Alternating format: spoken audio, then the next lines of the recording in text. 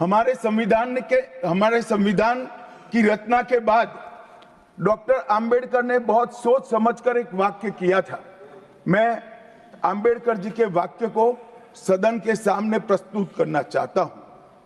Court, कोई संविधान कितना भी अच्छा हो वह बुरा बन सकता है अगर जिन लोग पर उसको चलाने की जिम्मेदारी है वो अच्छे न हो। उसी तरह से कोई भी संविधान कितना भी बुरा हो वो अच्छा साबित हो सकता है अगर उससे चलाने वालों की भूमिका सकारात्मक और अच्छी हो। ये दोनों घटनाएं मान्यवर हमने हमारे संविधान के 75 साल के कालखंड के अंदर देखी है और मैं तथ्यों के आधार पर सदन के सामने और सदन के माध्यम से देश की जनता के सामने भी रखना चाहता हूं। हमारे संविधान को कभी भी अपरिवर्तनशील नहीं माना गया। समय के साथ साथ देश भी बदलना चाहिए, समय के साथ साथ कानून भी बदलने चाहिए और समय के साथ साथ समाज भी बदलना चाहिए। परिवर्तन इस जीवन का मंत्र है, सत्य है। इसको हमारे संविधान सभा ने स्वीकार किया था। इसलिए आर्टिकल 368 में संविधान संशोधन इसके लिए प्रोविजन किया गया। अभी कुछ राजनेता आए हैं, 54 साल की आयु में अपने आप को युवा कहते हैं और घूमते रहते हैं, संविधान बदल देंगे, संविधान बदल देंगे, संविधान बदल देंगे। मैं उनको समझाना चाहता हूं कि संविधान बदलने का प्रोविजन, संविधान के प्रावधानों का बदलने का प्रोविजन अनुच्छेद 368 के अंदर संविधान में ही है। और मैं आज फिर से एक बार कहना चाहता हूं, थोड़ा ज्ञानवर्धन भी हो जाए किसी का।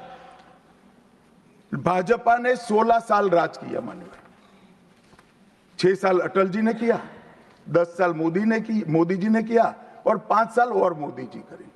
एक प्रकार से 16 साल हमने शासन किया। 16 साल में हमने 22 बार संविधान बदला, संविधान के अंदर परिवर्तन की। और कांग्रेस ने 55 साल करा और 55 साल में 77 परिवर्तन कांग्रेस ने भी किए, कांग्रेस के शासन में भी हुए। अब भारतीय जनता पार्टी और कांग्रेस दोनों ने परिवर्तन किए। ये परिवर्तन का टेस्ट कैसा था, किस प्रकार से किए गए? संवैधानिक प्रक्रिया से भी परिवर्तन होते हैं और संविधान को तोड़ मरोड़ कर, फॉर्मेलिटी कर भी परिवर्तन कर सकते हैं। परिवर्तन करने का उद्देश्य क्या था, क्या हासिल करना था? क्या हमारे लोकतंत्र को मजबूत करने के लिए परिवर्तन किए गए? क्या हमारे जिनको अधिकार नहीं है ऐसे लोगों को समकक्ष अधिकार लेने के लिए परिवर्तन किए गए, या अपनी राज्य सत्ता को टिकाने के लिए परिवर्तन? इस पर से ही पार्टी का कैरेक्टर, पार्टी के चलने की पद्धति और पार्टी का संविधान में विश्वास, ये सबको मालूम पड़ता है। मैं ज्यादा संविधान के संशोधन में नहीं जाऊंगा मान्यवर। दोनों प्रमुख दलों के 4 संविधान संशोधन को मैं लेना चाहूंगा। पहला संशोधन हुआ 18 जून 1951 में। संविधान सभा ने ही ये संशोधन करना पड़ा क्योंकि संविधान बनाने के बाद, संविधान स्वीकारने के बाद आम चुनाव में जाने तक का भी धैर्य कांग्रेस पार्टी में नहीं था। अभी लोकसभा नहीं बनी थी, अभी राज्यसभा नहीं बनी थी और संशोधन लेकर आए। अब उसका उद्देश्य क्या था? 19A जोड़ा गया। 19A जोड़ा गया, वो किस लिए जोड़ा गया? अभिव्यक्ति की आजादी पर स्वतंत्रता को, अभिव्यक्ति की आजादी, अभिव्यक्ति की स्वतंत्रता को कर्टेल करने के लिए पहला सुधार आया। और किसने किया मान्यवर? उस वक्त प्रधानमंत्री कौन था? श्रीमान जवाहरलाल नेहरू इस वक्त उस वक्त प्रधान।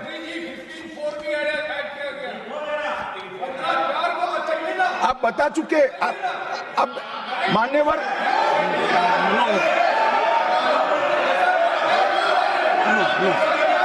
No sit down. Jairam ji, he not yielding. We heard leader of the opposition. मान्यवर Unless there is yielding, Let us hear. मान्यवर, मेरा लंबा अनुभव है आजकल करते हुए। मुझे 30 साल हो गए विधानसभा और लोकसभा राज्यसभा में बैठे हुए। संसद में भाषण करने का मेरा अनुभव है मान्यवर। वो विरोध तभी कर सकते हैं जब मेरी बात सच न हो। अगर मेरी बात सच नहीं हो तो बताए वो संविधान संशोधन नंबर 1, अब सुनिए, संविधान संशोधन नंबर 1 वो अभिव्यक्ति की आजादी को कर्टेल करने के लिए ही लाया गया था और जवाहरलाल नेहरू के लिए लाया गया। मान्यवर, 24वां संविधान संशोधन, 24वां संविधान संशोधन जवाहरलाल नेहरू जी की सुपुत्री इंदिरा जी उस वक्त प्रधानमंत्री थी। पार्टी तो वही सत्ता में थी, कांग्रेस पार्टी। 5 नवंबर 1971 को संविधान में संशोधन किया गया, 24वां संशोधन। और संविधान संशोधन के माध्यम से संसद को मौलिक अधिकार, नागरिकों के मौलिक अधिकार कम करने का अधिकार दे दिया। तो एक प्रधानमंत्री कांग्रेस पार्टी के अभिव्यक्ति की स्वतंत्रता का टेल करते हैं, दूसरे प्रधानमंत्री उसी परिवार से आते हैं, वो नागरिकों के मौलिक अधिकार को कर्टेल करने का अधिकार लेते हैं। और 39वां संविधान संशोधन अब तो इंतहाई कर दी मान्यवर, सब सीमाओं को पार कर दिया। मान्यवर, आप तो अधिवक्ता रहे हैं। 10 अगस्त 1975 का वो दिन हमारे संविधान के इतिहास में बहुत, जब भी जिक्र होगा काले अक्षरों से ही इसका जिक्र करना पड़ेगा। उस वक्त 39वां संविधान संशोधन आया मान्यवर। 39वां संविधान संशोधन क्या था? इंदिरा गांधी जी के चुनाव को इलाहाबाद हाईकोर्ट ने अमान्य घोषित कर दिया। अभी कुछ नहीं है, ईवीएम ले लेकर घूमते हैं, हारते हैं और ईवीएम ले लेकर, ईवीएम ने हरा दिया, ईवीएम ने हरा दिया, ईवीएम ने हरा दिया। सुप्रीम कोर्ट ने 24 बार ईवीएम की अर्जी नकार दी। चुनाव आयोग ने 3 दिन ईवीएम 10 से 5 बजे तक रखा कि भाई कोई हैक कर बताए। कोई नहीं गया, सुप्रीम कोर्ट में कोई नहीं गया।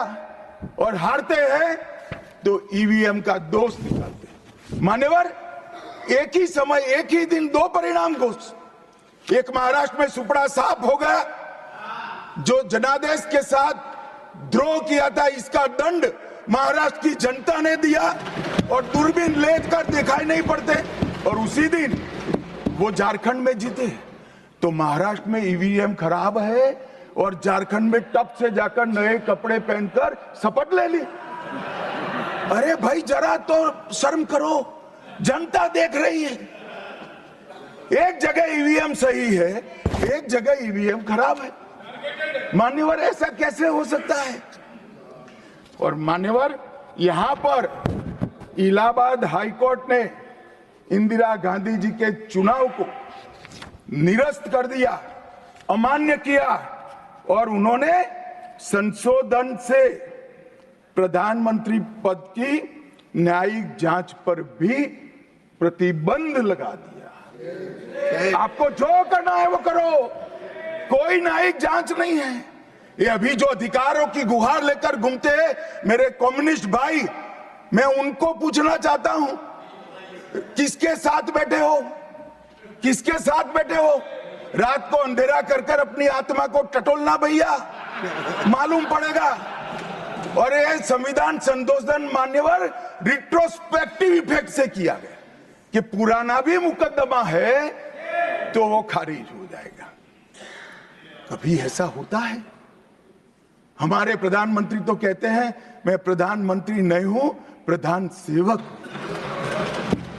और कोई कहता है कि मुझ पर मुकदमा नहीं हो सकता, मैं शासक हूं, शासक के खिलाफ उंगली नहीं उठाई जाती।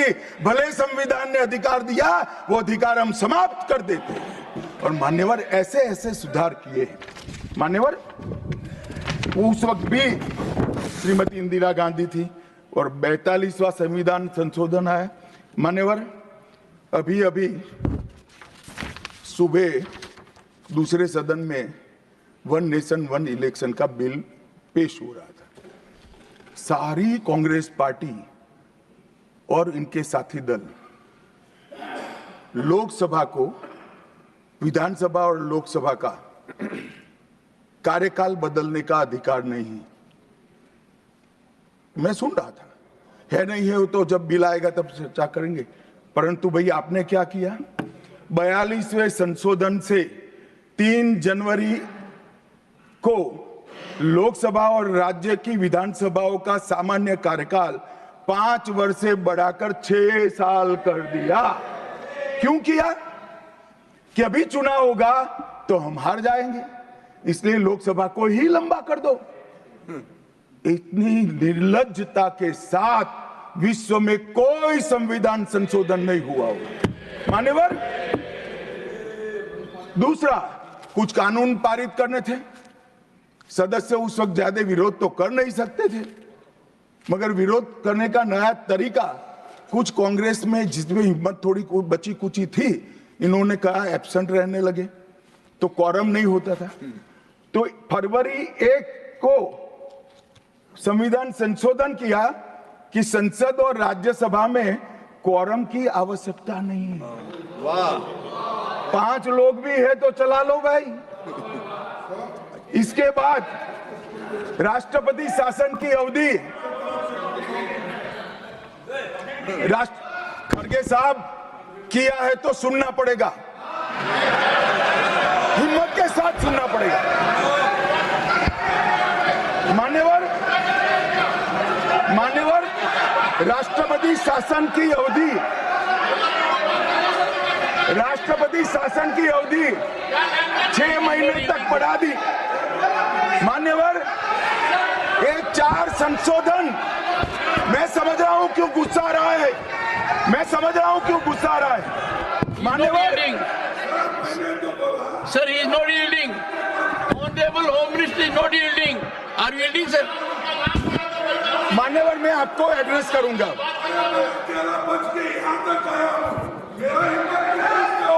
तुम तो कायर हो, मान्यवर, तुम लड़ाकू हो। Okay. मान्यवर, मैं आपको एड्रेस करूंगा। Go on record. What the Honorable Home Minister said. खड़गे जी, मैं आपका बहुत सम्मान करता हूं, आपकी हाजिरी वहां दर्ज कर दी गई है। कृपया बैठे, मुझे बोलने दीजिए।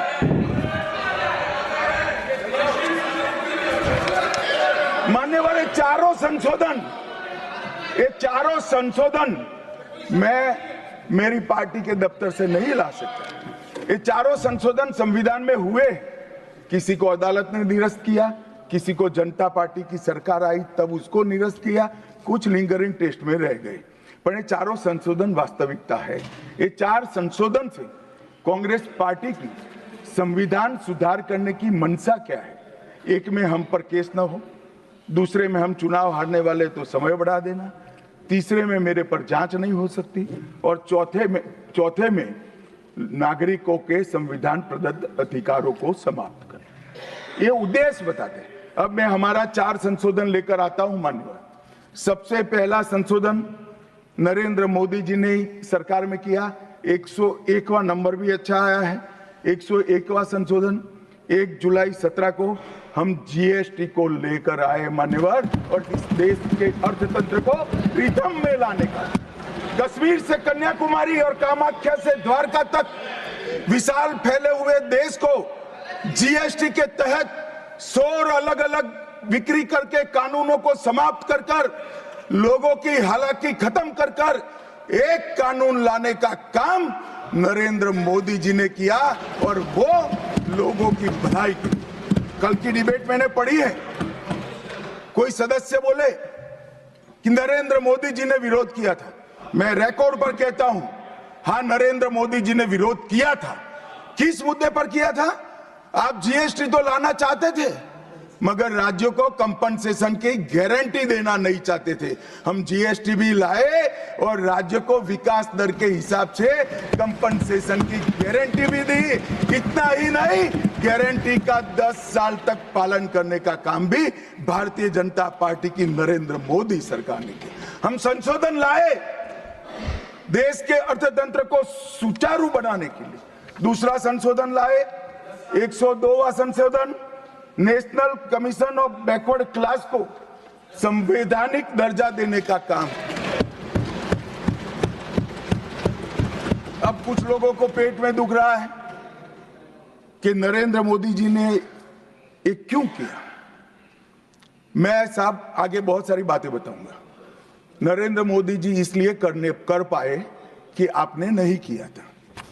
अगर आप ये कर देते तो मोदी जी के तो भाग्य में ही नहीं आता।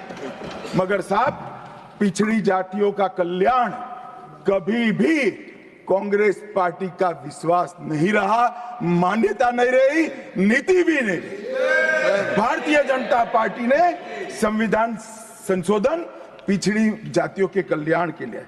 तीसरा संशोधन क्या लाए?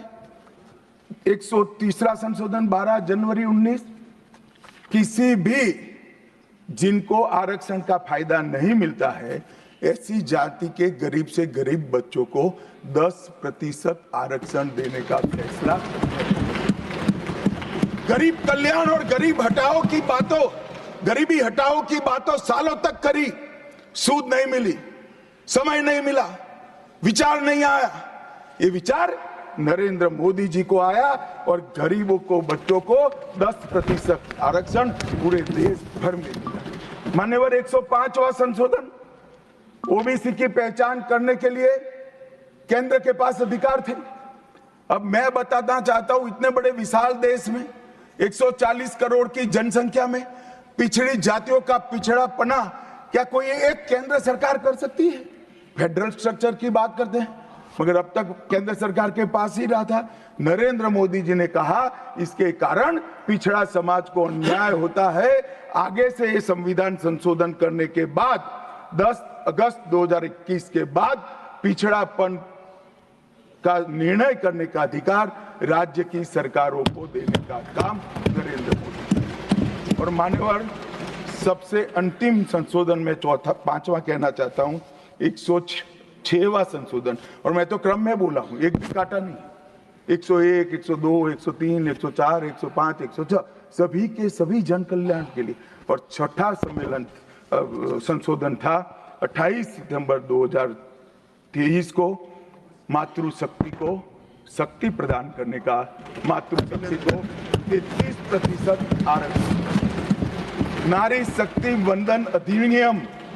मान्यवर, मैं आज आपके माध्यम से पूरे सदन से और पूरे सदन के माध्यम से देश भर की 140 करोड़ की जनता को कहना चाहता हूं कि जब इस दोनों सदन में 33% नारी शक्ति बैठेगी, संविधान निर्माताओं की कल्पना पूरी हो जाएगी। मान्यवर, इनकी आत्मा को बहुत शांति मिलेगी। इसके अलावा भी हम कई कानून लेकर आए।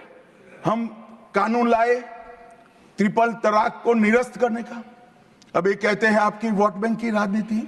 मान्यवर, सुप्रीम कोर्ट का कोई वोट बैंक होता है क्या? सुप्रीम कोर्ट तो चुनाव नहीं लड़ती है, जजों को चुनाव नहीं लड़ना है। ट्रिपल तलाक समाप्त करना चाहिए और साहबानों को मुआवजा देना चाहिए। दोनों जजमेंट सुप्रीम कोर्ट ने अलग अलग समय पर दिए थे, परंतु वोट बैंक की राजनीति हम नहीं कर रहे हैं। वोट बैंक की राजनीति कर कर मुस्लिम बहनों के साथ इतने साल अन्याय करने का काम एक कांग्रेस पार्टी ने किया। हमने तो ट्रिपल तलाक समाप्त कर कर मुस्लिम माताओं को, बहनों को अधिकार दिया। आपका कि भी अधिकार आपके पति जैसे हैं। मगर देखिए साहब, ट्रिपल तलाक समाप्त हो गया, अभी कोई नहीं कहता अच्छा हुआ। कैसे कहेगा? एक उदाहरण पड़ा है, हमारे आरिफ मोहम्मद खान बेचारे मंत्री थे, अच्छे खासे मंत्री थे, फर्राटे की अंग्रेजी बोलते थे, बहुत पढ़े लिखे व्यक्ति थे, फारसी के विद्वान, उर्दू के विद्वान, हिंदी तो मातृभाषा। अब उन्होंने कहा कि साहबानों को मुआवजा देना चाहिए। मंत्री पद भी गया, सांसद पद भी गया और बेचारे कई सालों तक संघर्ष करते। कौन बोलेगा? मान्यवर, इनका जो पद्धति है वोट बैंक की पॉलिटिक्स करने की पद्धति है। मान्यवर, 2020 में हम नई शिक्षा नीति लाए। पहली शिक्षा नीति आजादी के बाद आई है जिसका विरोध कम्युनिस्ट भी नहीं कर पाए। बाकी तो शिक्षा नीति आए और कम्युनिस्ट पार्टी विरोध न करे, ऐसा कभी हो सकता है? मुझे भी बड़ा आश्चर्य होगा कि प्रकृति बदल गई है या उनका सोच बदल गया है। खैर, जो भी हुआ, फिर मुझे किसी ने बताया कि आपने इतनी अच्छी शिक्षा नीति लाए हैं कि इसका विरोध करोगे तो लोग उनका विरोध करेंगे, इसलिए विरोध नहीं किया है। मान्यवर, जम्मू कश्मीर में आरक्षण देने का संशोधन विधेयक लाए और 3 नए आपराधिक कानून भी हम लेकर आए।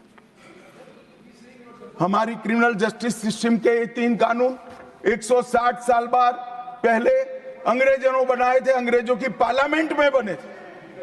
नरेंद्र मोदी जी ने,